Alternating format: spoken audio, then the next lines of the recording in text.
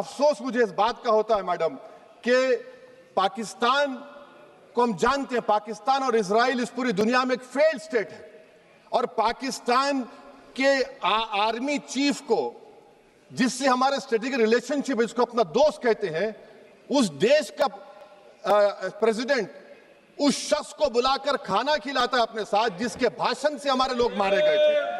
तो क्या आपकी खारजा पॉलिसी कामयाब हुई? आप देख लीजिए।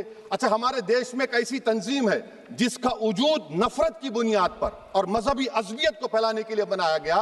उनको तकलीफ है सेकुलरिज्म से, सोशलिज्म से, मगर हमारे संविधान के प्रियम्बल में लफ्ज सॉवरेन है।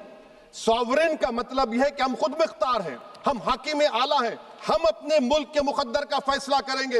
एक गोरा व्हाइट हाउस में बैठकर भारत की सीज फायर का ऐलान करेगा? यह आपका नेशनलिज्म है?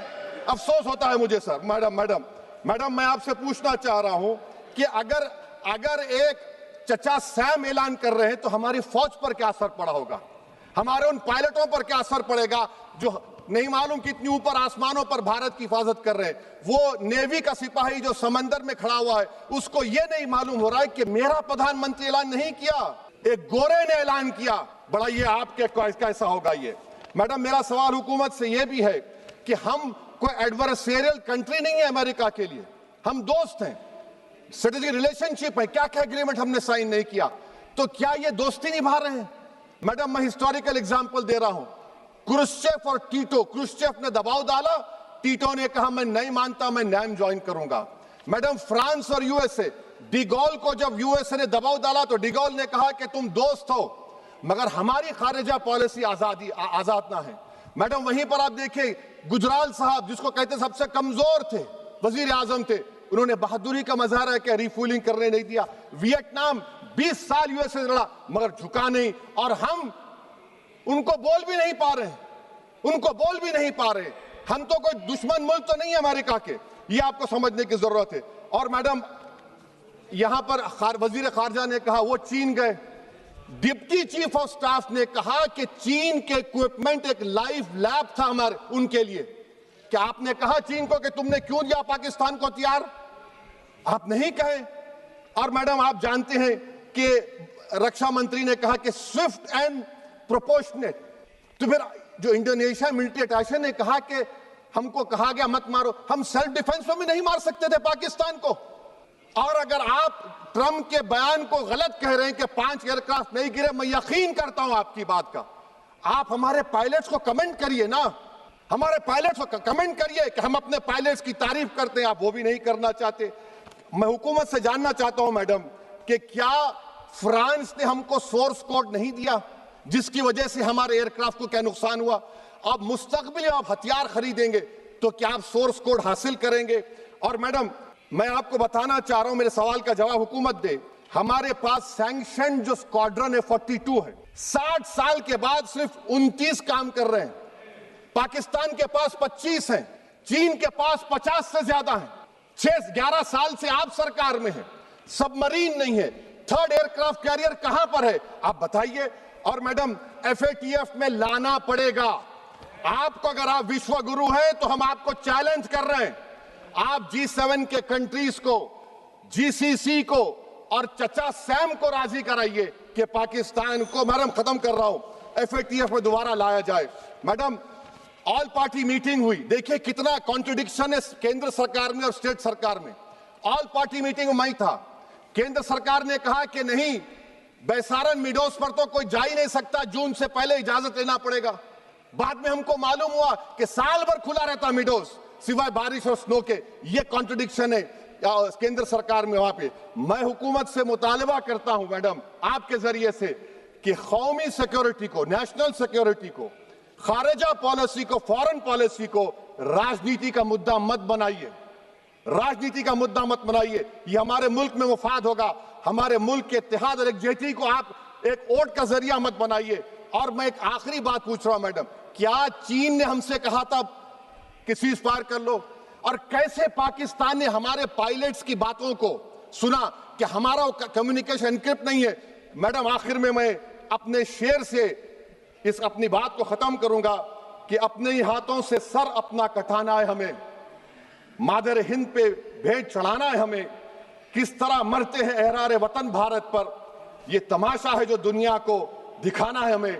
ये मैं भारत की उस बहादुर फौज के नाम पे करता हूं, मुसल्ह फौज के नाम पे करता हूं। ये शेर कहने वाला कोई बीजेपी का नहीं था, ये शेर कहने वाले का नाम शेर था, शहीद अशफाकुल्लाह। मैं फिर से हुकूमत से कह रहा हूं, पाकिस्तान टेररिज्म करेगा, आप तैयार हो जाइए। आप चीन से मोहब्बत, कितना इम्बैलेंस हुआ ट्रेड का, कितना इम्बैलेंस हो रहा है चीन से। अच्छा, जब गलवान हुआ उस वक्त भी ट्रंप ने कहा था कि मैं बात करूंगा, हमने कहा नहीं बात करेंगे, जरूरत नहीं है। आज ट्रंप हमारे से पहले बोलता है इज्जत नफ्स भी कोई चीज होती है। इख्तिदार में कोई यहां रहेगा कोई वहां रहेगा, मगर इख्तिदार में इकबाल होना चाहिए। बदबख्ती की बात यह है कि आपने इकबाल को खो दिया। बहुत बहुत शुक्रिया। हमारी मिसाइलें उन्होंने पाकिस्तान के हर कोने में प्रचंड प्रहार किया, जिसकी पाकिस्तान ने कभी कल्पना नहीं, और पाकिस्तान को घुटनों पर आने के लिए मजबूर कर दिया।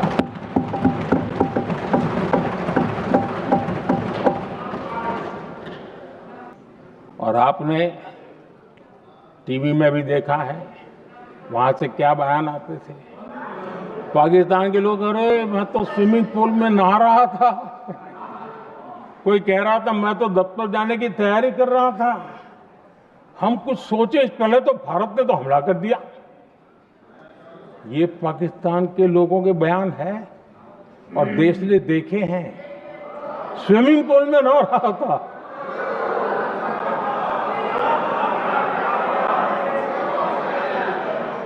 और जब इतना कड़ा प्रहार हुआ, पाकिस्तान ने कभी सोचा तक नहीं था, तब जाकर के पाकिस्तान ने फोन करके डीजीएमओ के सामने फोन करके गुहार लगाई, बस करो, बहुत मारा, अब ज्यादा मार झेलने की ताकत नहीं है, प्लीज हमला रोक दो। ये पाकिस्तान के डीजीएमओ का फोन था।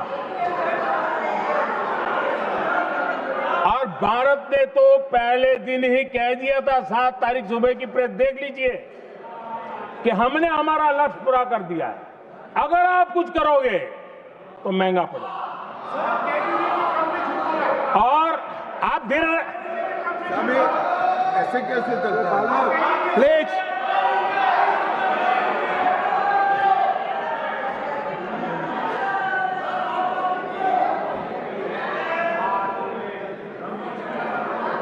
मैं आज दोबारा कह रहा हूं, ये भारत की स्पष्ट नीति थी, सुविचारित नीति थी, सेना के साथ मिलकर के तय की हुई नीति थी, और वे ये थी कि हम आतंक, उनके आका, उनके ठिकाने, ये हमारा लक्ष्य है। और हमने कहा, पहले दिन प्रेस कॉन्फ्रेंस में कहा है कि हमारा एक्शन नॉन एक्सीलेटरी है, ये हमने कह करके किया है। और इसके लिए साथियों हमने हमला रोका। अध्यक्ष जी, दुनिया के किसी भी नेता ने भारत के ऑपरेशन रोकने के लिए नहीं कहा।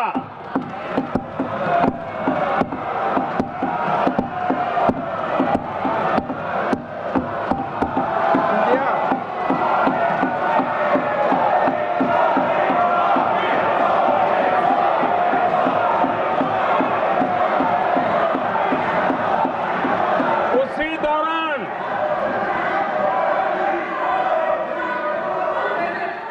9 तारीख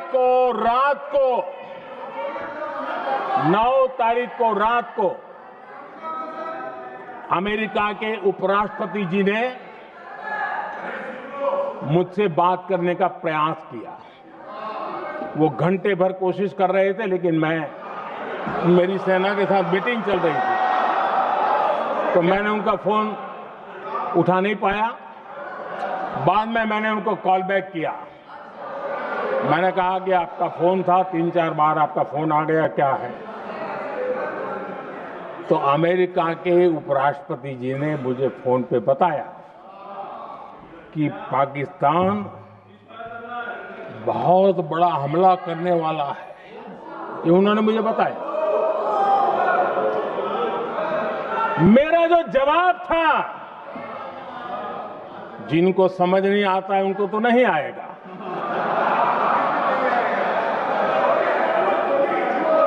मेरा जवाब था अगर पाकिस्तान का ये इरादा है तो उसे बहुत महंगा पड़ेगा।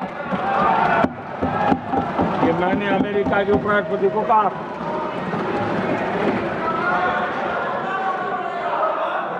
अगर पाकिस्तान हमला करेगा तो हम बड़ा हमला कर करके जवाब देंगे, ये मेरा जवाब था।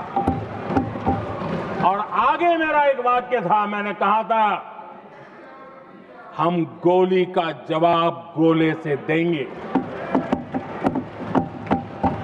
ये 9 तारीख रात की बात है और 9 रात में और 10 सुबह हमने पाकिस्तान को सैन्य शक्ति को तहस नहस कर दिया था। और यही हमारा जवाब था, यही हमारा जज्बा था। और आज पाकिस्तान भी भली भांति जान गया है कि भारत का हर जवाब पहले से ज्यादा तगड़ा होता है।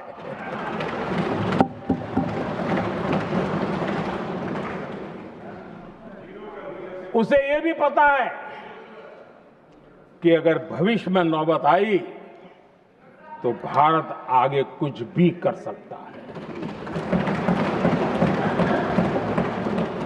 और इसलिए मैं फिर से लोकतंत्र के इस मंदिर में दोहराना चाहता हूं, ऑपरेशन सिंदूर जारी है।